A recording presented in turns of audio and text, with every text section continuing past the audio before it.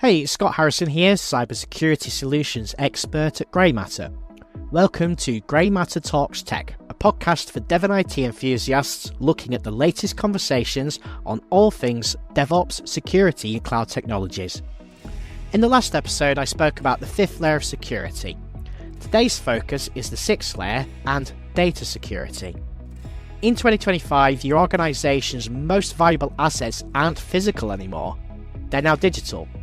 Customer lists, intellectual property, financial records, trade secrets, employee information, strategic plans, all of this exists as data.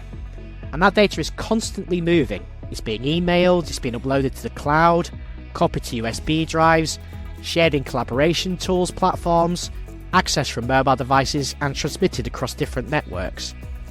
Every single movement of that data is a potential loss opportunity. An employee might accidentally email confidential information to the wrong recipient, a contractor might copy proprietary designs to a personal cloud storage account, or even a malicious insider might steal customer data before leaving for a competitor. An attacker who's compromised your network might try to exfiltrate gigabytes of sensitive information. But what is data security? Well, we refer to this exactly as data loss prevention, but how does that work?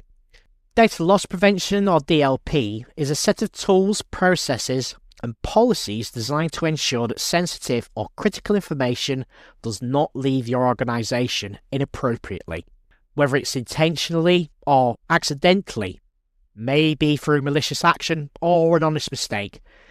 DLP helps you control how data moves and prevents it from ending up where it shouldn't be. Now, before we go any further, let's clarify what we mean by sensitive data. This will vary by organization and whatever industry you're in, but this will typically include PII, or personally identifiable information, things like driver's license numbers, passports, dates of birth combined with names. This is data that regulations like GDPR and others like CCPA and others require you to protect. You have protected health information, or PHI, medical records, diagnoses, treatment, information. HIPAA mandates demand a strict protection of this data in healthcare. Financial information such as credit card numbers, bank account details, financial statements or payment information can come under a regulation called PCI DSS, and there are lots of other financial regulations like DORA as well that govern this data. Intellectual property like product designs or source code, research data, patents, trade secrets, even now such as proprietary algorithms for large learning models, they're often competitive and give you an advantage in a digital format and need to be recorded. There could be corporate confidential information, strategic plans, could be pricing strategies, customer lists, employee records, board meeting minutes. Going one step further to credentials and secrets, things like passwords, API keys, encryption keys, certificates. They're all access to your systems and they need protection. DLP will help you identify that sensitive data wherever it exists, monitor how it moves, and prevent it from leaving your organization through any unauthorized channels. Again, going further into how this works, there are definitely three main components. Firstly, data discovery and classification. You can't really protect data if you don't know where it is. A DLP solution will scan your environment, your file servers, any SharePoint sites, databases, or your endpoints, or your cloud storage, and find that sensitive information. And they'll use multiple detection techniques to do this, such as pattern matching, looks at data, and matches specific formats. Regular expressions can identify certain numbers. Credit card numbers are always 16 digits long, called the Loon algorithm. And any phone numbers, email addresses, and anything else that is structured data. Also, matching things through keywords and for terms and phrases. Maybe you search for confidential, proprietary, trade secret, or specific project code names that indicate sensitive information. Every document has a fingerprint, and it has unique identifiers and will create unique identifiers for anything that's important. Example, again, customer databases or your product roadmap, so you can track those specific files even if they're renamed or slightly modified. And then we have exact data matching. That'll compare against databases of any known sensitive information. You can detect it, and if any of those specific numbers appear in documents and transitions, it'll log it and start tracking it. With the advent of AI, we now have machine learning classification as well, and you can get it to understand the document contents and context, and it'll identify sensitive information without even looking for specific patterns. It'll learn what's confidential in your organization and how your people use them. Again, once it's discovered, it's classified. It's given a sensitivity label. Is this document a public facing? Is it internal? Is it confidential? Should it be highly restricted? Different classifications then get different protection policies. We move from the how to why do you need this? What are the risks if you don't have it, and what's really at stake? We need to look at the scope of data loss problems, and a lot of studies really consistently show that most data breaches involve a form of data exfiltration. We're not kidding here when we see attackers don't break into your systems for fun. They're after that data, all that intellectual property or customer records, payment details and credentials for a reason. But then data loss doesn't always come for external attackers. Insider threat has become a huge concern in recent years, and if you look at various reports, whether they're malicious or negligent, they can account for a significant percentage of data loss, and some insiders have really driven some prominent incidents. A malicious insider could intentionally steal data. They're leaving a competitor. They copy customer lists, product designs, or strategic plans. It might be a contractor who's selling source code to competitors, and it's always about revenge or their own profit. If you look at the different side of it in terms of negligent insiders, it's an accidental exposure. An employee who emails confidential information to a wrong recipient, someone who might upload sensitive documents to a personal Dropbox for convenience, or a team member who loses a laptop that's unencrypted and has files that are very important to the business. Scary one, compromised insiders. A lot of people are getting social engineered or socially extorted, or have had their credentials stolen by attackers or threatened.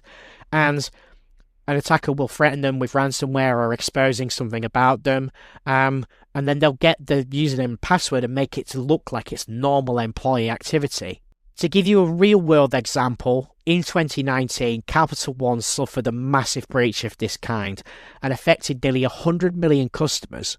Whilst we can look at the initial compromise being a misconfigured firewall, the attacker actually exfiltrated gigabytes, maybe even terabytes of sensitive customer data.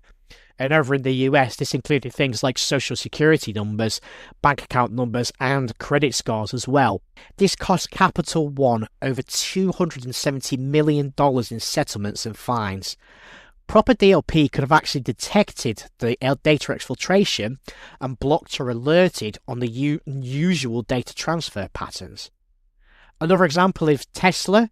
They sued a former employee in 2018 who allegedly stole confidential information, and this included photos and videos of manufacturing processes, and had allegedly changed computer code to export this data to outside parties. That's a classic insider threat. It was someone who had authorized access and was stealing intellectual property. Again, DLP monitoring would look at those unusual data exports and those transfers, and any external parties could have detected that and acted before it was a breach.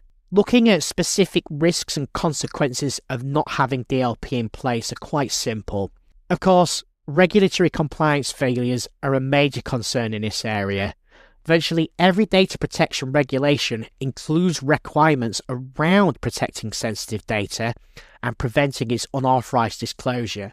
We've mentioned GDPR once, but it's worth going into more scope of that if you don't know about it. It does require organizations to implement appropriate technical organizational measures to protect personal data. Data breaches have to be reported within 72 hours, and fines can reach up to €20 million or 4% of a company's global annual revenue. And it's whichever's higher, one they will go for. Without DLP, you can't demonstrate that you've taken appropriate measures, and you may not even know a breach has occurred until it's too late. The financial losses from data breaches are absolutely staggering, and according to IBM's Cost of Data Breach report in 2024, the average cost of a data breach in the recent years has exceeded £5 million. And it'll include things like detection and escalation costs, notification costs to customers and employees if you lose employee data. You'll have to do a post-breach response, which may need you to get an outside consultancy to come in and investigate everything that's happened, do a full audit trail. This will ultimately lead to, if you have to announce this to the general public or your customer base, it may mean lost business due to a reputational damage. And of course, if it's GDPR or ISO, DORA, NIS2, all of these have data protection elements, it may mean a regulatory fine and ultimately legal costs to get yourself out of that trouble. Intellectual property theft is something else that can really destroy your competitive advantage along with that fine if you have a breach. If someone were to get your product roadmap or your R&D results, if you're an ISV, you've got to think about the years of investment and the current market position you've got, and will be absolutely irreversible if you were to lose that information. Reputational damage is the most severe long-term consequence, and when customers discover that their PII might have been exposed because you didn't protect it, trust can be shattered, they will leave, they'll tell others about it, and your brand can take years to recover if it ever does. We'll move on to another example, but this time, again, focusing on M365, and in a previous podcast, we've mentioned that there's been a 74% adoption of M365 since 2020 as a business productivity suite. And it means that things like SharePoint, OneDrive, Teams, and Exchange, where data is being constantly created, is both shared and it's collaborated on. The best way to manage this is actually an inbuilt tool from the Business Premium licenses upward called Microsoft Purview. This will look at and enable detection for any of those sensitive data bits we've previously mentioned, so credit card numbers, driving license numbers, and looks at patterns like employee IDs and project code names. And the SharePoint OneDrive policies, anything containing sensitive information can't be shared externally, and when someone does try to share a document externally that contains any of that, they'll get a policy tip and it'll get a little pop-up that will say this document contains information and cannot be shared outside the organisation. Teams policies means you can control messages. If someone does type a credit card number, it'll trigger a warning and it'll get logged in the audit. And if someone posts card numbers in a Teams channel, they'll get an immediate notification and the security IT team is alerted. Email policies, again with sensitive information going to external contacts, will require a justification or automatic encryption before going outside of the business or outside of the Exchange Outlook mailbox. And to make life so much easier, you can enable automatic labeling. Anything that is sensitive and labelled by the user as confidential or highly confidential will trigger any additional protections like preventing copying, printing or forwarding. To give you a more real-world scenario, let's imagine an HR employee uploads a spreadsheet with employee bank details to OneDrive and accidentally sets sharing to anyone with the link instead of restricting it to HR team members. DLP will immediately detect the SSNs and recognises the overly permissive sharing setting, and it will automatically restrict sharing to internal only. They'll also give the security team a quick notification and the employee about the misconfiguration. And what you're preventing is a massive PII or personal identifiable information exposure without needing much intervention, allowing you to get on with your day.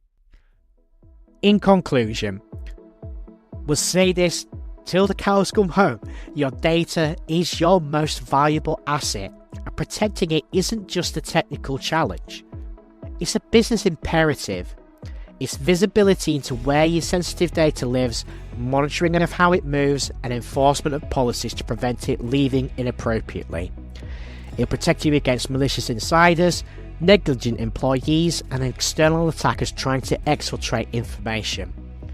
But again, going back to the instructions or guidance we gave, start with your fundamentals, identify the most sensitive data types, classify where they live, implement basic policies at your highest egress points like email and endpoints, and of course, mixing the human layer with this, educate users about why these controls exist, and then mature that program with comprehensive cloud DLP, look at advanced analytics and monitoring, and then automated response capabilities as a final step. Remember, a single data breach can cost millions in fines, settlements, and reputation damage. DLP is almost like an insurance policy. It's your early warning system and also your enforcement mechanism.